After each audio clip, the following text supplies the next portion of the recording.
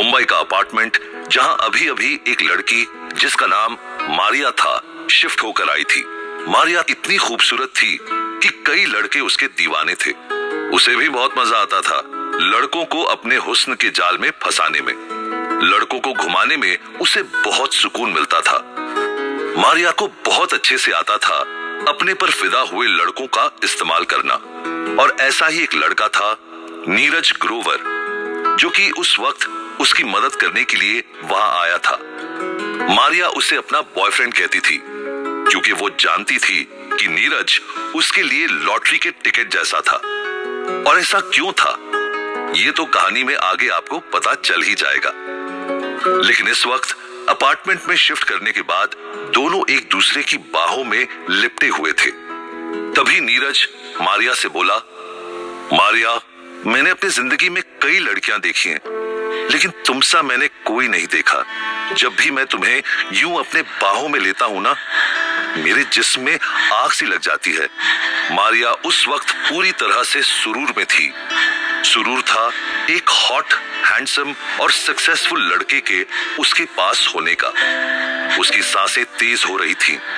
वो सेडक्टिव आवाज में बोली, नीरज, मैं इस वक्त तुम्हें खो जाना चाहती हूँ। मैं तुम्हें चूमना चाहती हूँ। किसी भी लड़के से अगर एक हॉट लड़की ये बात कहे तो लाजमी है कि वो अपने होश खो बैठे। नीरज के साथ भी यही हुआ। नीरज मारिया पर पूरी तरह से फिदा था।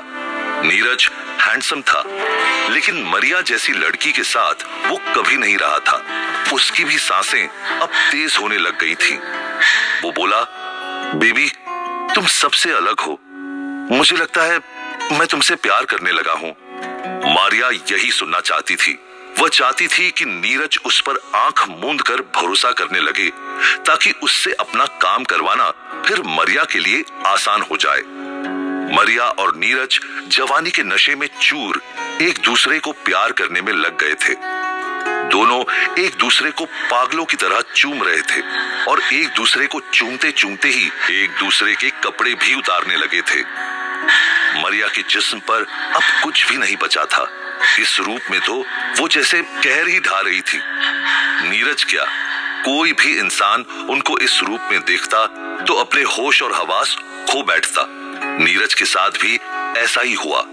उसने अपनी पैंट का बटन खोला और मारिया उसे उतारने ही वाली थी कि तभी एक कॉल आया। जिस इंसान का वो कॉल था उसका नाम देखकर उसके होश उड़ गए। मारिया ने झट से अपना टॉप पहना और नीरज से बोली, मैं बस थोड़ी देर में आती हूँ बेबी। नीरज इस बात का कोई जवाब देता उससे पहले ही मारिया वहां से चली गई। मारिया दूसरे कमरे में गई और वहां जाकर उसने कॉल उठाया और बोली, मैथ्यू जान, कैसे हो तुम? मैं भी तुम्हारे बारे में ही सोच रही थी। लेफ्टिनेंट एमिले जेरोम मैथ्यू वो इंसान था जिससे कुछ ही दिनों में मारिया की शादी होने वाली थी। नीरज इस बात से अनजान था, लेकिन मैथ्यू को मारिया पर शक होने लगा था और उसका वो शक जल्द ही इस कहानी को एक खूनी मोड़ देने वाला था।